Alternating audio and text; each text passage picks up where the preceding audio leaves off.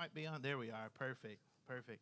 Good morning. It's good to see you. Those of you who are joining us online, welcome. And those of you who are new guests, welcome to Well House. My name's Steve, and I'm the lead pastor here. It's my privilege to be with you this morning. I hope that you've had a really good week. We just started a new series we're going to jump into in just a few minutes called At War. Really excited about that. I've heard from several of you this week as you kind of meditated on some thoughts from last week. It's like, ouch, that really smarts. And I'm going to tell you today's sermon is one where you're going to have to tuck your elbows in. Because if you're sitting next to a spouse or a friend or a child, you're going to want to be tempted to kind of elbow them are you paying attention to this? And you're going to be tempted to text somebody who's not here and say, hey, listen, jump online real quick. You need to hear what's going on. Share this. But I'm just going to let you know, they're thinking the same thing about you. They're really hoping that you're paying attention today. Strap in. It will be a bit of a bumpy ride, but we're going to make it through the end. But I want to let you know a couple of things at the beginning of our time together today. Just a few announcements that we do have. There's multiple ways to get plugged in here at Well House. We want people to belong to a family. We know that that's critical, that everybody wants a place to belong, and we strive to be a family that genuinely cares not only about God, but about each other. And so there's several ways to do that. We have a summer Bible series where you can grow in community and also become like Jesus as a part of our DNA. And it happens every Thursday during the summer at 10 o'clock at the Goodlettsville Library. We just had our first one this past week. It was a great conversation, a lot of good insight. So we encourage you to come on out, be a part of that. Another thing that's happening that we really want to encourage you to be a part of is something called A Day for Good. We are partnering with the city of Goodlettsville, several organizations and individuals in Goodlettsville. We have several business sponsorships that are going to be sponsoring that day, having shirts for all of our volunteers. And we're going to be doing a lot of really great service projects throughout our community. And what's really cool about that is Well House gets to lead the way in that. And I know many of you have already signed up and said, hey, listen, I'll be a job foreman. But what we want to encourage you to do, here's a couple of next steps for you. So write these down. If you've not yet registered yourself or your family, make sure you're a part of A Day for Good Facebook group. Make sure you're a part of that, and then go ahead and register your family for that. It's really quick. It'll only take you about 3 minutes tops. Really easy to do. And then invite somebody to be a part of that. So if you know somebody who wants to do good in the community, a great opportunity there. Don't forget that coming up in just a couple of weeks, we're going to be going as a church to the Nashville Sounds. So whether you like baseball or not, or whatever maybe you're just going for the hot dogs and company, whatever it is. If you're going for hot dogs, that's weird, but hot dogs and company, okay. Whatever it is, we'd love to have you out. If you want some tickets for that, make sure you see myself or Chris. We'd love to have you out for that. Don't forget, next week is Father's Day. So it's not too late to buy that dad in your life a nice tie or something nicer than that. Also, we want to let you know, giving is just a part of our DNA. We consider ourselves wildly generous. I've not done this here at Well House before, so I'm going to take a time out from the normal schedule announcements to tell you there's a need that I know of from somebody in our community, and they need some help, financial help. And so if you feel inclined to help them out, would you see me today, okay? If that's not for you, that's okay. But if you feel inclined for that, would you come see me today? I want to jump into our series, At War, and kind of catch us up. If you weren't here last week, I want to catch you up to kind of what we were talking about. And this idea of idols or idolatry is something that we kind of dismiss as being archaic or old-fashioned, or maybe you see yourself as, I'm not bowing down to anything in my life. I certainly not made anything of gold or wood or have it sitting up in my house, and I'm not, praying to it or going to it or any of those kind of weird things. So I don't have any idols in my life. But we talked about this idea last week that we do have things in our life that become idols. In fact, idolatry is anything that you hope will give you or anything that promises to give you what only God can give you. Anything that you hope is going to give you, anything that promises to give you what only God can give you. That's adultery. And we talked about, as we kind of closed out our thoughts last week, that idols are often formed when we take good things and elevate them to the most important thing. So sometimes in our lives, the thing that becomes idols are things that we would say, no, that's good. That's good. We look at our relationship with our spouse, and then all of a sudden it becomes a form of idol. And we've taken a good thing and we've elevated it to the most important thing. We've replaced God with another human being. We look at our family. We love our family. We want what's best for our family. But eventually, if we're not careful, even our family becomes an idol. Our job can become an idol. Money can become an idol. There's lots of great things that, if we're not careful, can become the most important thing, and it becomes an idol in our life. Today, if you're joining us, I encourage you to jump on over to the Old Testament book of Daniel. It's not one oftentimes that we talk about, although I will say this is like the flannel board kind of story. You know, if you grew up in church with flannel boards, then you recognize that that's probably how some stories were taught to you over time. And there's several flannel board stories that happen in the book of Daniel. Today we're going to be walking through this idea of self as idol. That ultimately one of the things that you and I struggle with the most is that ourselves, our identity, our image, our self can become an idol. And there's this guy in the Old Testament, his name was King Nebuchadnezzar. And King Nebuchadnezzar was one of the greatest kings of all time at that time in the world. And he made a great name for himself, and he was well known and had just about everything at his disposal. And yet, we're going to find, starting off here in Daniel chapter 2, starting in verse 1, that King Nebuchadnezzar had a problem. And here's where we find the problem, starting in verse 1. In the second year of his reign, Nebuchadnezzar had dreams.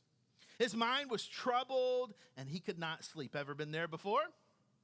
There you go. So you can identify with King Nebuchadnezzar. So the king summoned the magicians and the enchanters and the sorcerers and the astrologers, all the people who kind of were in the know, all the people who could kind of figure out the mysteries of life. He gathers them together to tell him what he had dreamed. And they came and they stood before the king, and he said to them, I had a dream, it troubles me, and I want to know what it means. And then the astrologers answered the king, may the king live forever. Tell your servants the dream, and we'll interpret it. And the king replied to the astrologers, this is what I have firmly decided. If you don't tell me what my dream was and interpret it, I'll have you cut into pieces and your house turned into piles of rubble. But you tell me the dream and explain it, and you receive from me the gifts and rewards and great honor. So tell me the dream and interpret it for me. Once more they replied, let the king tell his servants the dream, and then we'll interpret it. Come on, king, listen. It's going to be hard enough for us to try to interpret your dream, but you got to at least tell us what it was first. We don't know what your dream was.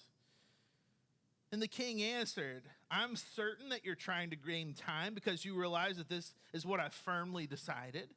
So if you don't tell me the dream, there is only one penalty for you. You've conspired to tell me misleading and wicked things, hoping the situation will change. So then, tell me the dream, and I'll know that you can interpret it for me. The astrologers answered the king, there is no one on earth who can do what the king asked. No king, however, great and mighty, has ever asked such a thing of any magician or enchanter or astrologer. What the king asks is too difficult. No one can reveal it to the king except for the gods, and they don't live among humans. And this made the king so angry and so furious that he ordered the execution of all the wise men of Babylon. Now think about that for a minute. to the degree was put the wise men to death. And the men were sent to look for Daniel and his friends to put them to death. So the king has a dream, and he's troubled by this dream. It's bothering him. He knows, listen, there's something important. And then he decides, I don't want somebody just to interpret it for me. I want them to tell me what it is and then interpret it for me. And if they don't do that, I'll kill them all. Now, I don't know about you, but does that seem just a little bit unfair? How many of you think that's just a little bit? Imagine for yourself that you show up to work and your boss says, now listen, I have a task that's ordered that I really want you guys to do today. I want you to guess what it is and then do it. And if you don't do it and you don't guess what it is, you're fired. Now, how many of you would be like, no, wait a minute. I don't mind doing what you want me to do, but I have no idea what it is that you want me to do. You got to tell me first. Here, Nebuchadnezzar falls for the idol. Let me tell you, as we begin to explore this, you're going to begin to see this just a little bit in your own life. The first thing is this: when self is an idol, you'll create unfair expectations for those around you. When self is an idol, you will create unfair expectations for all of those around you. Let me break it down to show you how it happens in our life. That's Nebuchadnezzar's story. And I understand that we're not the king. We don't have subjects and magicians and enchanters around us. But here's what we do have around us. We have spouses. And sometimes the idol of self causes us to put unfair expectation on our spouses that they'll make us happy. Oh, you're not fulfilling all the needs that I have, and these are the needs. You should be doing all those things. You should be checking off all the boxes and making me happy because, well, I deserve to be happy. And all of a sudden, we begin to look at our spouse as meeting my needs and making me happy as though that's their number one goal in life. When really, when we put God first, everything else falls to it. But when we include self as an idol, we begin to create unfair expectations for those around us. Maybe it's not your spouse. Maybe it's your kids. Maybe it's living up to the standards that you have set for them. And all of a sudden, you have these expectations that they're not meeting. You become disappointed in them, right? And you're frustrated by it because they're not meeting the standards that you've set for them because yourself has become the idol. And you don't see it. You see it as their fault and their unwillingness when really it's about you. Maybe idol of self looks like this. It's the unfair expectations that come from friends or people or churches. You ever been there before where you're like, man, I can't believe nobody's ever reached out to me. I've been gone for weeks. Nobody's checked up on me. I went through this thing. I went through this really hard, difficult thing, and nobody ever reached out to me. But sometimes when we put ourselves as an idol, we begin to have unfair expectations of those around us. But the story of King Nebuchadnezzar is not finished there. It keeps on, and really what happens next is that Daniel comes and he prays. He consults with all of his friends on this issue, and he says, all right, listen, why don't we pray? Why don't we ask God to give us insight into what the king's asking, and maybe God will reveal it to us, and that's exactly what happens. And so Daniel prays, and God gives him what the king's dream is, and so Daniel approaches the king and says, listen, don't put anybody to death. Here's the dream. The dream really is going to be that there was a statue, right? And the king's like, yeah, there was a statue. And he says, over time, this statue was demolished by a rock that was cut out of the mountain, not by a human hand, but by God.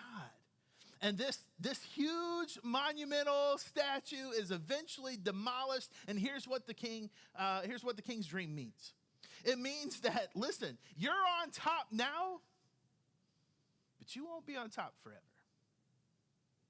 And you would think to yourself, wow, he not only knew the dream, but he hit it head on. I mean, this is pretty amazing. that he not only interpreted the dream, but he got it word for word. I mean, he knew exactly what the dream was. And you might begin to think to yourself, oh, wow, that's really impressive. That's really, maybe I should take note of that. Maybe I should steer clear of, I don't know, big statues and thinking that I'm really that important. But what's interesting is as soon as Daniel is done telling him his dream, what happens next? Those of you who know the story already know. King Nebuchadnezzar says, you know what? I'm going to build a huge statue. And I'm going to have everybody bow down to it when I tell them to. And that's exactly what he does. And so everybody around, as they hear the playing of a certain kind of music, is supposed to go down to this huge statue and bow down. The problem is that not everybody does. Therefore, we have a problem. There's a couple of guys that we read early on in Daniel chapter 1, Shadrach, Meshach, and Abednego, and they refuse to bow down. They said, listen, we have one God that we're going to bow down to. We don't have other idols in our life. We're not going to elevate anything else. Even if it makes us look good in your eyes, we're just not going to do it. There's this interesting dialogue that happens in Genesis chapter 3, verse 19, as they tell him, listen, we respect you, King. We believe our God will save us, even though you're threatening to kill us. But even if he doesn't, there's no way we're going to put another idol in the place of our God. We're just not going to. Daniel chapter 3, verse 19, this is what happens there. Then Nebuchadnezzar was furious. This is the second time in just a couple of chapters that he comes enraged. He's furious with Shadrach, Meshach, and Abednego, and his attitude toward them changed. Ever watched somebody's attitude change like that before? Like things were going, they might have been a little tense, and all of a sudden something happens, and they snap, and you know, uh-oh, this is bad, right? And he ordered the furnace heated 7 times hotter than usual. I remember growing up, and my dad was generally pretty even-keeled. Not a whole lot upset him, but when the switch flipped, it was like there was no consoling him, right? There was no turning back, and it was like a bull in a china shop, and things just got wrecked, right? For no apparent reason. Walk in the room, destroyed, right? And it was like, everybody just stay out of Dad's way. And here's what King Nebuchadnezzar was doing, right? All of a sudden, his attitude shifts, and he's like, you know what? Burning isn't bad enough. Let's just go all out of control, and let's get that thing so piping hot. Listen what's happened. He comes back and he orders the furnace heated 7 times hotter than usual and commands some of the strongest soldiers in his army to tie up Shadrach, Meshach, and Abednego and throw them into the blazing furnace. Hey, the people who are the strongest in my army, I want them to do the job. And here's what happens. So these men wearing robes, trousers, turnips, and other clothes were bound, thrown into the furnace. And at the king's command was so urgent, the fire so hot, the flames of the fire killed the soldiers that threw the 3 men in. Did things not spiral a bit out of control? Because Nebuchadnezzar could not take the confrontation. He couldn't take that somebody saw something different than him. He couldn't stand it that somebody challenged him on a thought or an idea or a belief that he had. And so his wrath came against him. And here's the deal. When self is an idol, those who disagree with you become the targets of your wrath. You ever found yourself needing to apologize and not really even sure what happened, and it's like you flew off the handle for no good reason?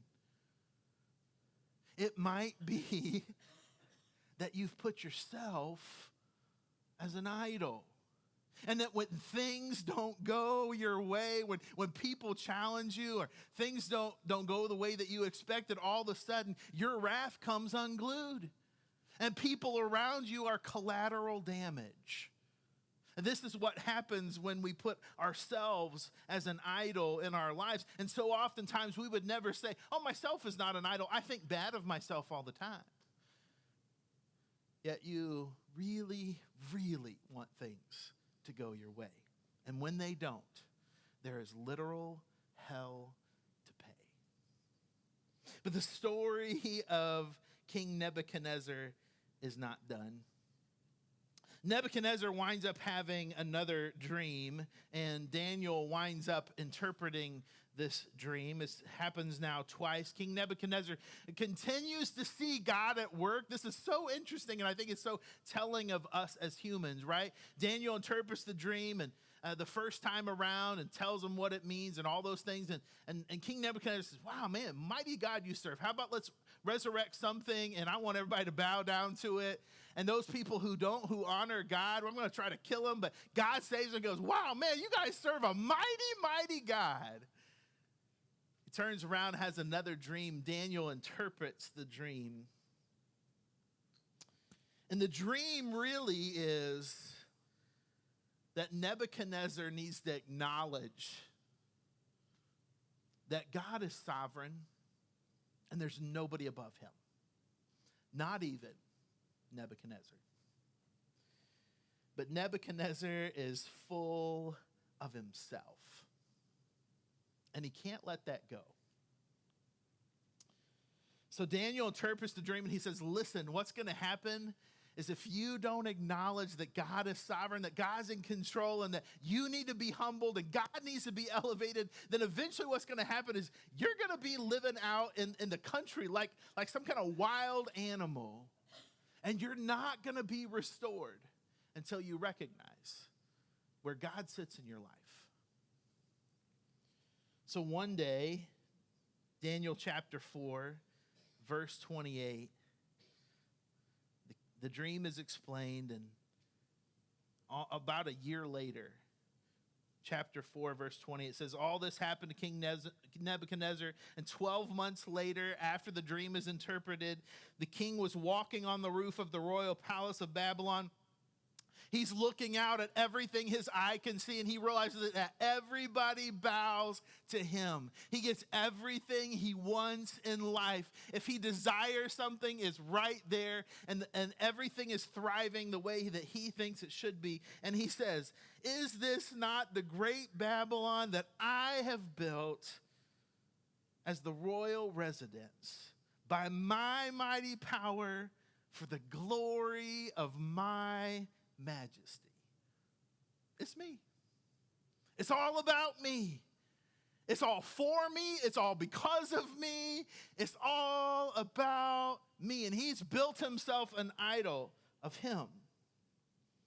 And this is what's interesting. Verse 31, it says, even as the words were on his lips, even as he's saying these thoughts, a voice came from heaven. This is what I decreed for you, King Nebuchadnezzar. Your royal authority is now taken from you. You'll be driven away from people and you'll live with the wild animals. You'll eat the grass like an ox. 7 times will pass, or 7 years will pass for you until you acknowledge that the Most High is sovereign over all kingdoms on earth and gives them to anybody he wishes. And immediately what had been said about Nebuchadnezzar was fulfilled, and he was driven away from the people and ate grass like an ox. His body was drenched with the dew of heaven, which is what's happening to me today because it's hot up in here, yo. It is hot. It's like a tent revival. I don't know what's going on, man. We need some lemonade. I'm not looking forward to this week, but hey, it is what it is. His body was drenched with the dew of heaven until his hair grew like feathers. I hope that doesn't happen to me. Of an eagle, and his nails like the claw of a bird.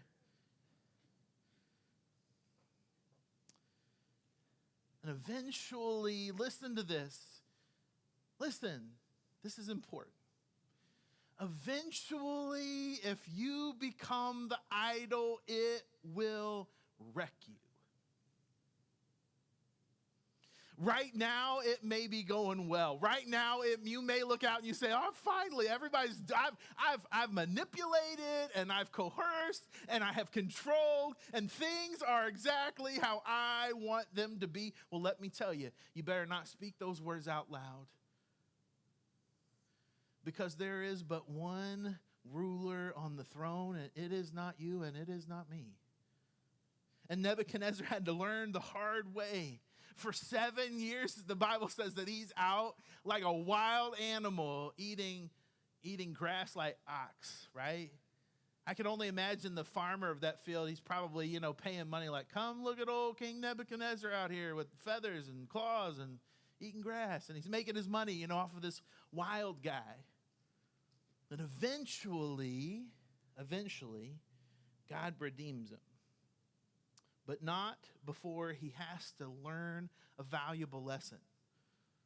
And I don't know about you, but as I read this story, I think, man, why didn't he? Daniel was there. And he interpreted the dream. And he was like, listen, don't think so highly of yourself, King Nebuchadnezzar.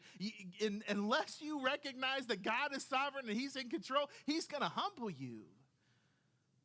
And it's not even 12 months later that all of that has passed him. And he looks around and he's like, man, I'm great.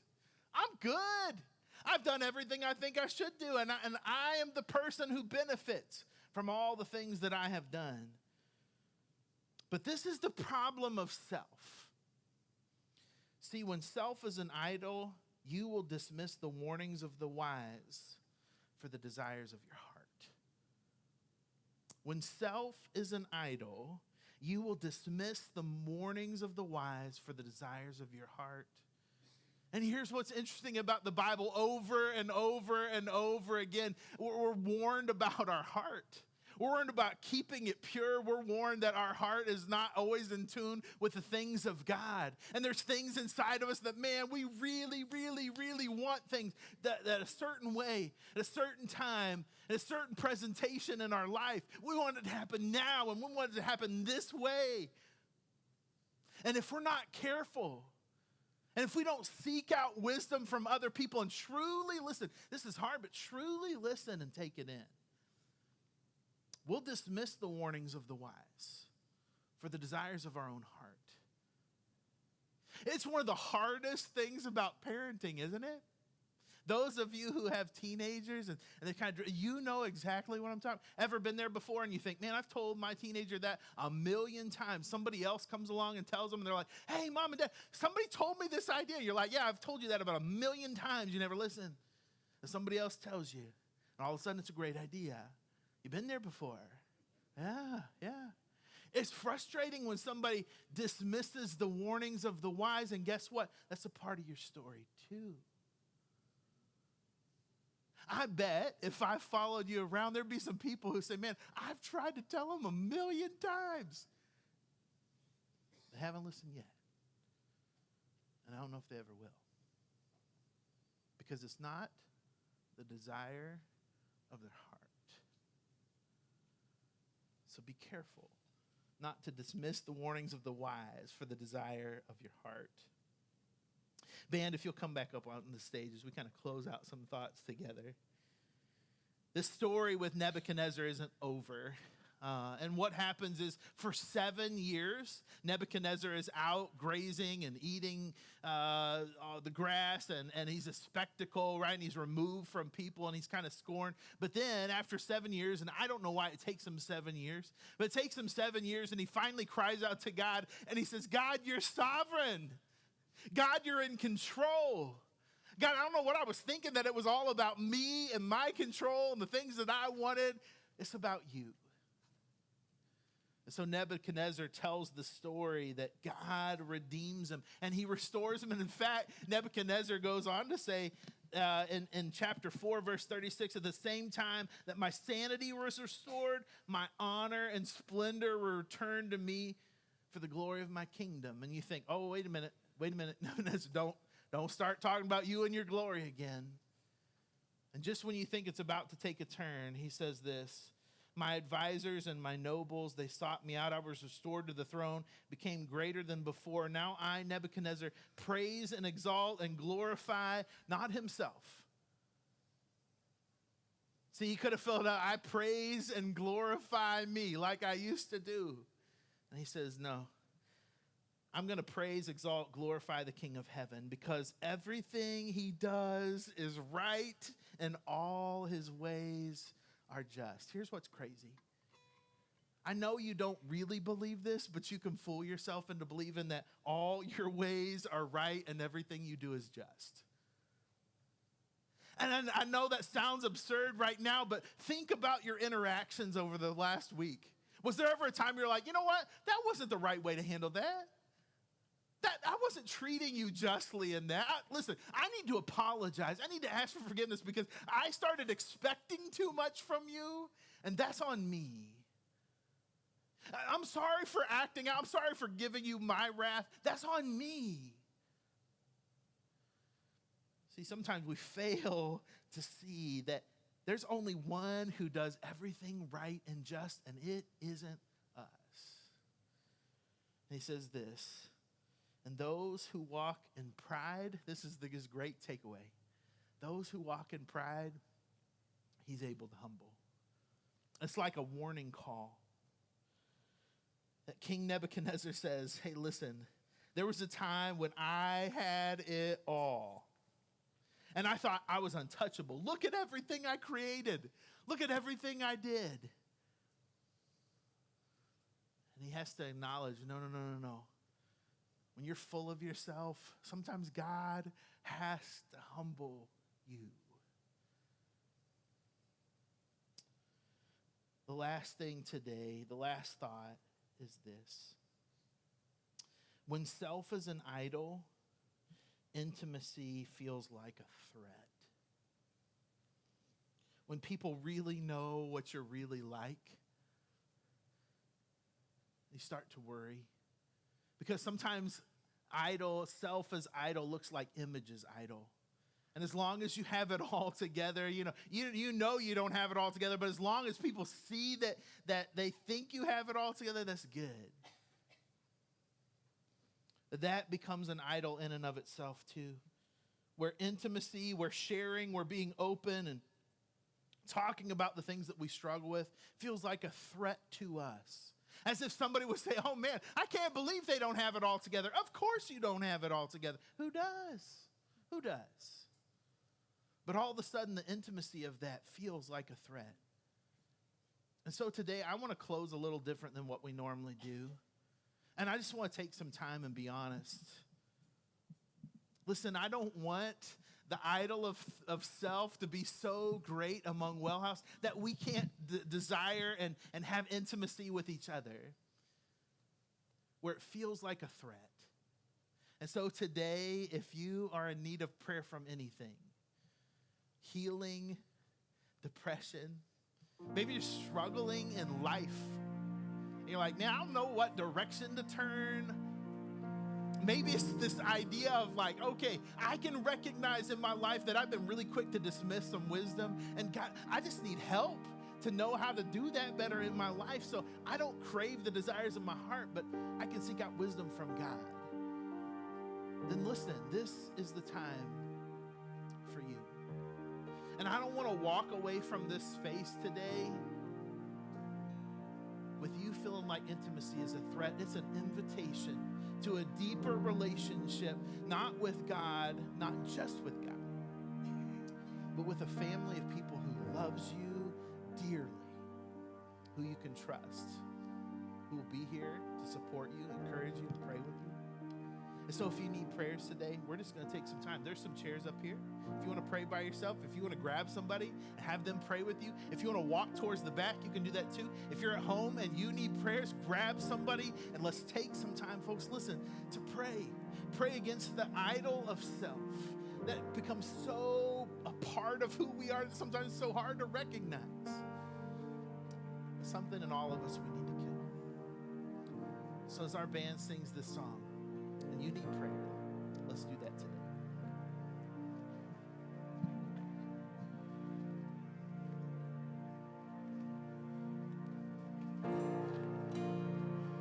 Don't be scared to come on down today.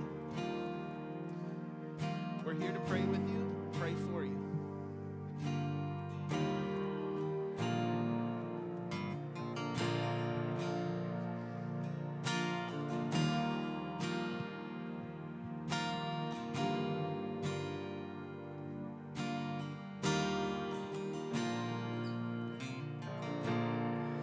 In the crushing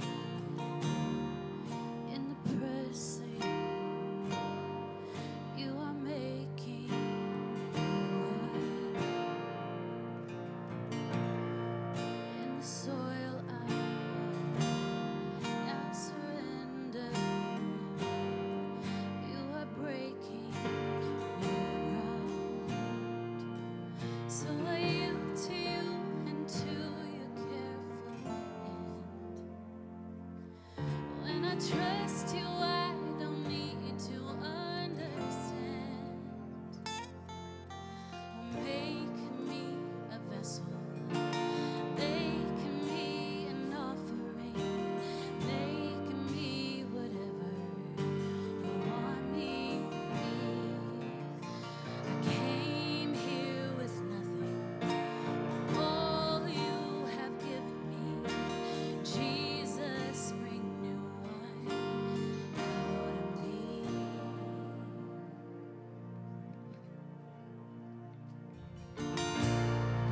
In the crushing, in the pressing, you are breaking new wine. In the soil I now surrender. You are breaking new ground. You are breaking new ground. Make me a vessel. Make me an offering. Make me whatever you want me to be. I came here with nothing. All you have given me. Jesus, bring new wine out of me. Jesus, bring new wine out of me. Jesus, bring new wine out of me.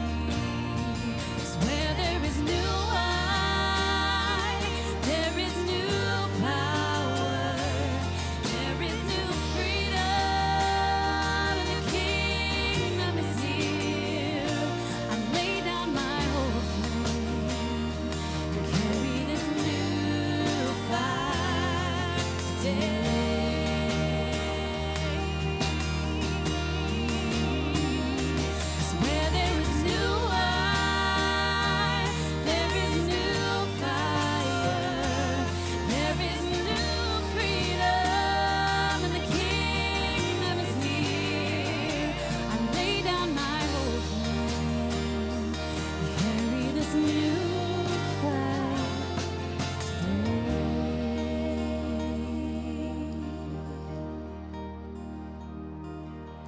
So make me a vessel. Make me an offering. Make me whatever you want me to be. God, I came here with nothing, but all you have given me. Jesus, bring new wine out of me. Jesus, bring new wine out of me. Jesus, bring new wine out of me.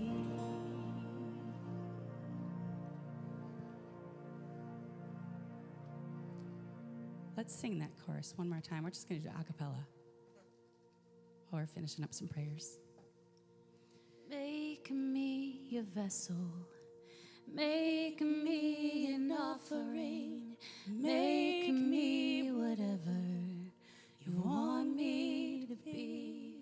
God, we came here with nothing, but all you have given me. Jesus, bring new wine out of me. Oh, Jesus, bring new wine out of me.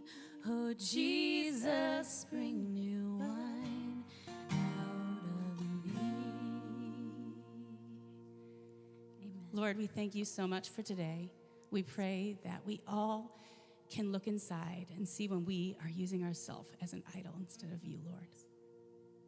Work through us this week. Help us to be a blessing to others. We love you, and in your name, amen.